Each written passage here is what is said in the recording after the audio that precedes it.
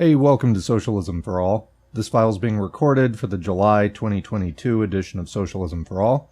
It's an audiobook and discussion of Corrupting the Workers with Refined Nationalism by Lenin from 1914. If you like this video, please click like and subscribe and consider supporting on Patreon at patreon.com/socialismforall. There's a link to Patreon in the video description. So this piece was first published in Put Pravdy number 82, May 10, 1914. Signed V.I., published according to the text in Put Pravdy. The source is Lenin Collected Works, Progress Publishers, 1972, Moscow, Volume 20. Translated by Bernard Isaacs and the late Joe Feinberg. HTML transcription and markup by R. Simbala. And it's in the public domain at the Lenin Internet Archive within the Marxists Internet Archive, marxists.org. Thanks as usual to MIA for hosting this and thousands of other free Marxist texts. Please go check them out. So let's get into the audiobook.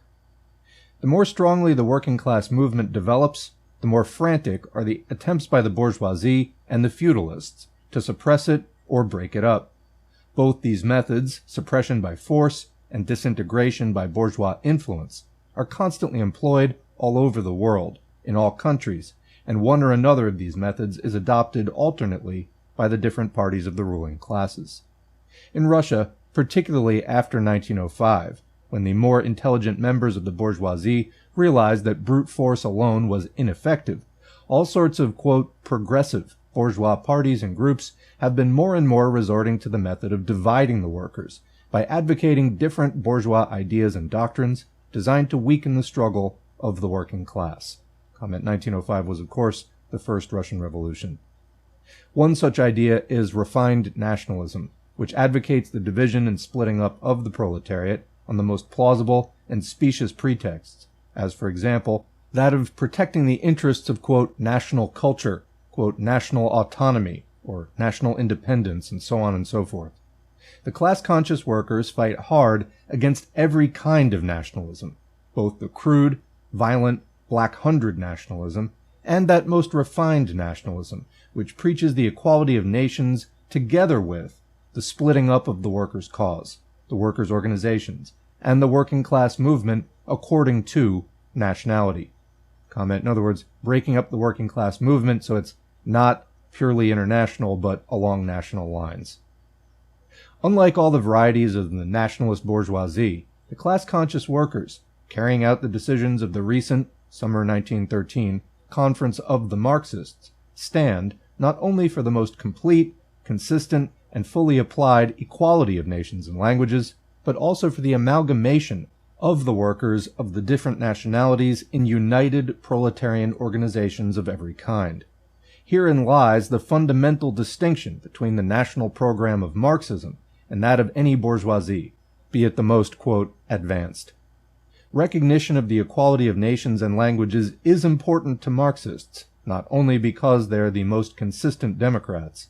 The interests of proletarian solidarity and comradely unity in the workers' class struggle call for the fullest equality of nations with a view to removing every trace of national distrust, estrangement, suspicion, and enmity.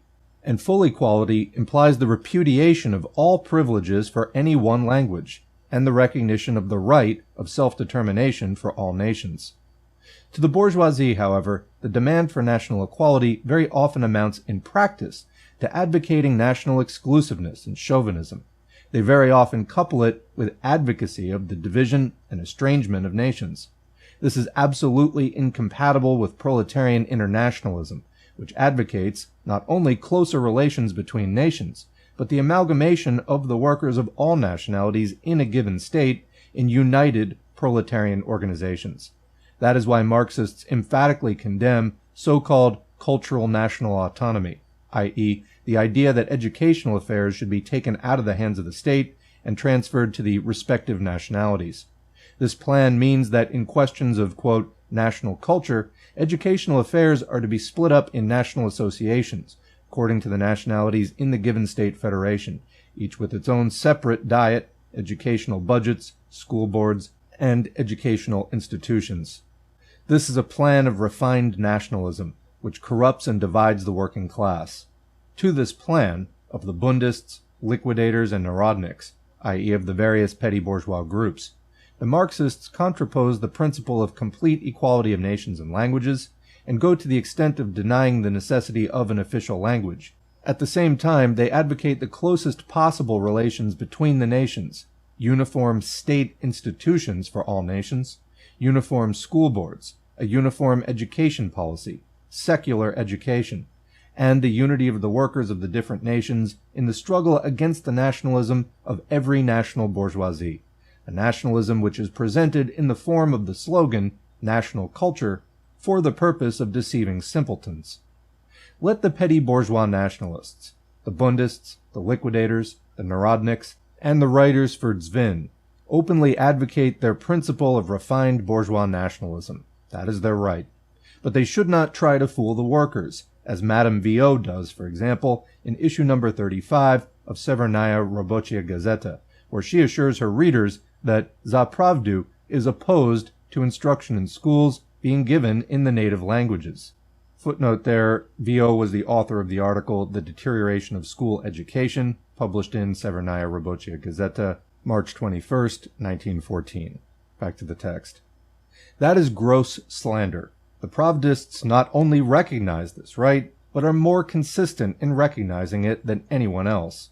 The Pravdists, who identified themselves with the Conference of Marxists, which declared that no compulsory official language was necessary, were the first in Russia to recognize fully the right to use the native language.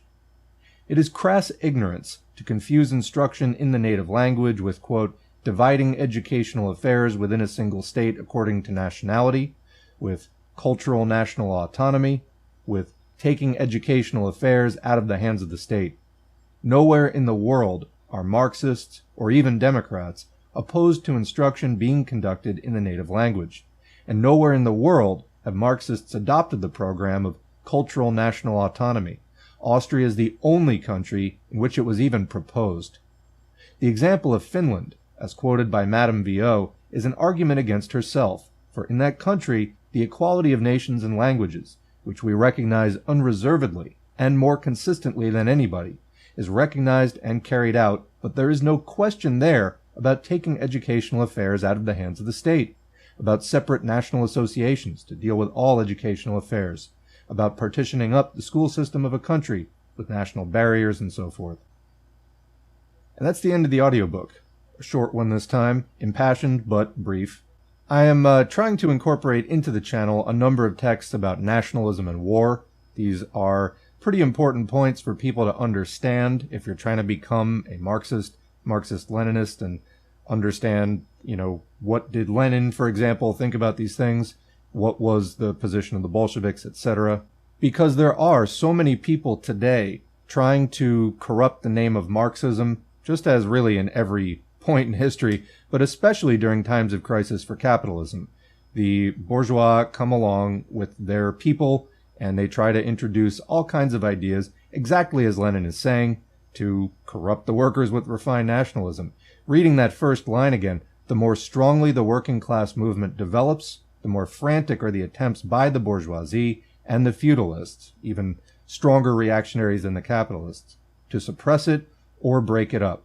And then they realize that brute force is not entirely possible. So what's easier for them is to put out so many confusing ideas, trying to be a learning Marxist in that environment. It's like you're in a hall of mirrors. And this is the case today. We see people advocating all kinds of right-wing ideas under the name of Marxism, socialism, communism, and we have to reject that. And the easiest way to do that is read the source, know the history. This is a great guideline as you become class conscious and you start to learn how to reason through these things yourself, applying class analysis to various situations that crop up as you're trying to interpret politics and the struggles that occur in your daily life. Well, there are some positive examples to look back on. Lenin is certainly one of them, and that's what we're trying to make accessible here at Socialism for All. So anyway, what do you think? Leave a question or comment below. We'll continue the discussion there, as always. Otherwise, thanks for listening, and thanks to the current patrons whose names are on the screen. If you'd like to get your name on the screen, head to patreon.com/socialismforall and sign up for as little as $2 a month or more, whatever you see fit. Every donation is encouraging. They're also materially helpful, and they've allowed me to spend a lot more time creating content behind the microphone here at the channel than I would have been able to do without that support. So again, much appreciated. Then after the content is uploaded, engagement counts. This is for everyone.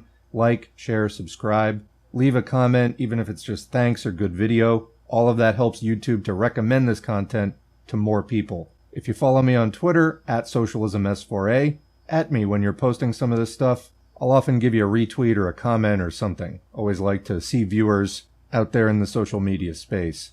Finally, social media is one thing, but the real world is where all of this eventually has to come back to. So as soon as you're ready, and if there is a good organization in your area, join it, get involved in the local struggle. All this history and theory is important, but you gotta bring it to your community and apply it. Whether it's a labor union or a political party or whatever it is, that's where the action ultimately happens.